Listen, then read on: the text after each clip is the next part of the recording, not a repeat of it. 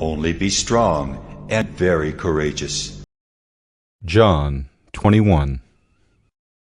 After this, Jesus revealed himself again to the disciples by the Sea of Tiberias, and he revealed himself in this way. Simon Peter, Thomas called the twin, Nathanael of Cana in Galilee, the sons of Zebedee, and 2 others of his disciples were together. Simon Peter said to them, "I am going fishing."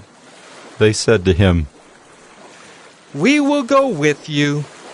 They went out and got into the boat, but that night they caught nothing.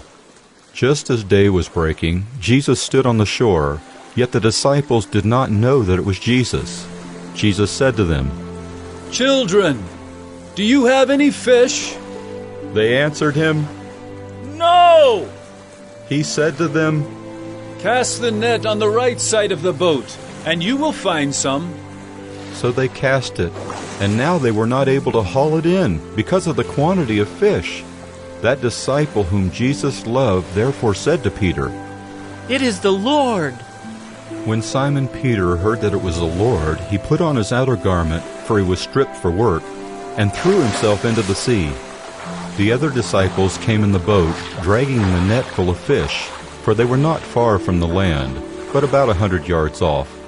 When they got out on land, they saw a charcoal fire in place, with fish laid out on it and bread. Jesus said to them, "Bring some of the fish that you have just caught." So Simon Peter went aboard and hauled the net ashore, full of large fish, 153 of them. And although there were so many, the net was not torn. Jesus said to them, "Come and have breakfast." Now none of the disciples dared ask him, "Who are you?" They knew it was the Lord. Jesus came and took the bread and gave it to them, and so with the fish. This was now the 3rd time that Jesus was revealed to the disciples after he was raised from the dead. When they had finished breakfast, Jesus said to Simon Peter, "Simon, son of John, do you love me more than these?" He said to him, "Yes, Lord. You know that I love you." He said to him, "Feed my lambs."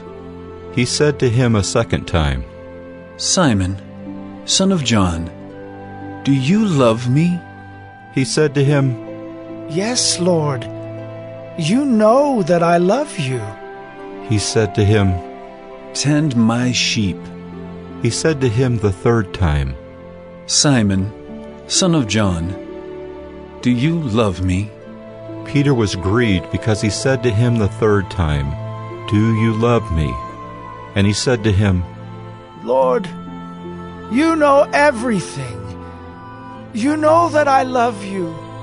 Jesus said to him, "Feed my sheep. Truly, truly, I say to you, when you were young, you used to dress yourself and walk wherever you wanted. But when you are old, you will stretch out your hands, and another will dress you and carry you where you do not want to go." This he said to show by what kind of death he was to glorify God.